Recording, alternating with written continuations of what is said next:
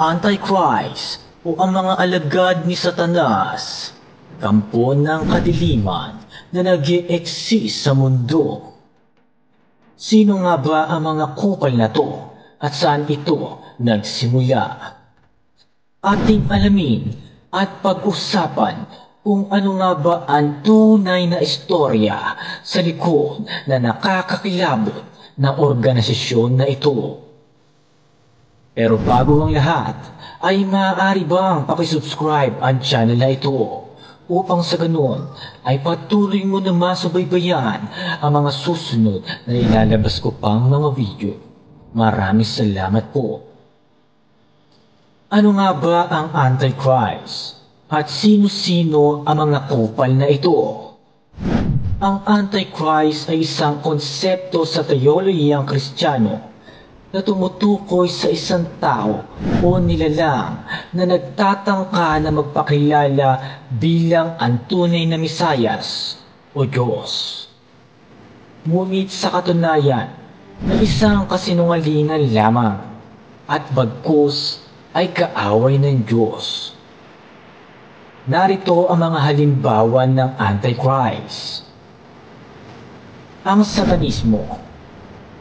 Ang Satanismo ay isang relihiyong kilusan na nagtataguyod ng mga ritual na may kaugnayan sa pagpatay, pagpapakalat ng mga ideya, at prinsipyo na may kaugnayan sa Diyos nilang si Satanas. Oo, brother, tama ang iyong narinig. Ang kanilang kinikilalang Diyos ay walang iba kundi si Satanas. At buhay ang kanilang inaalay sa kanilang ritual. O kapatid, ang mga kupal na satanista ay madalas na nakakasangkot sa mga ritual na may kaugnayan sa pagpatay. Bilang handog nila sa kanilang kinikilalang Diyos na si Satanas. Narito ang mga halimbawa ng ritual na isinagawa ng mga satanista sa Alemanya. Una, ang kaso ng Order of Temple of the Rose Cross, 1990. Isang grupo ng satanista sa Berlin ang nagsagawa ng isang ritual na pinamumunuan ng isang lalaki na nagngangalang Thomas, na nagpakilala bilang isang high priest ng grupo. Kagimbal-gimbal ang kanilang ginawang ritual dahil isang batang babae ang kanilang naging biktima. Dito ay walang awa nila itong pinatay upang ialay o yandog sa kanilang isinasagawang ritual.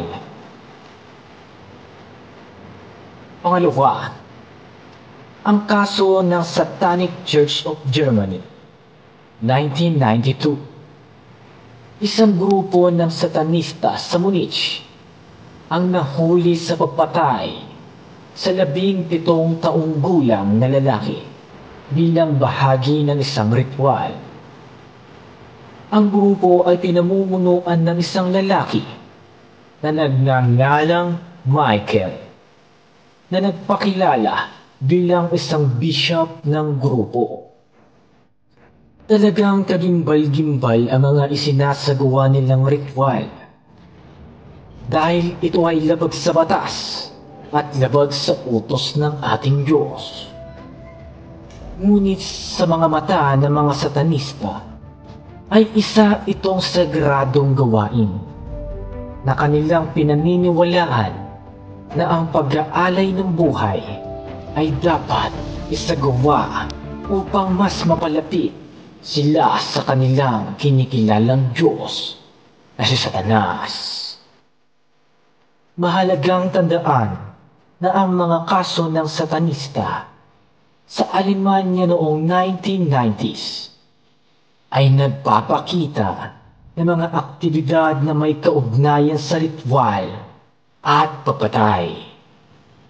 Ngunit hindi lahat ng grupo ng satanista ay may mga aktibidad na ganito. Tama. Hanggang dito na lamang, brother. Maraming salamat sa panonood at pakikinig. Naway nan-enjoy ka sa ating usapin. Mga teorya, historya, katotohanan at kaalaman. At kung may nais kang malaman at pag-usapan, ay maaari mong i-comment ang topic na gusto mo. Upang sa ganon ay magawang ko ng video para sa iyo. Maraming salamat po.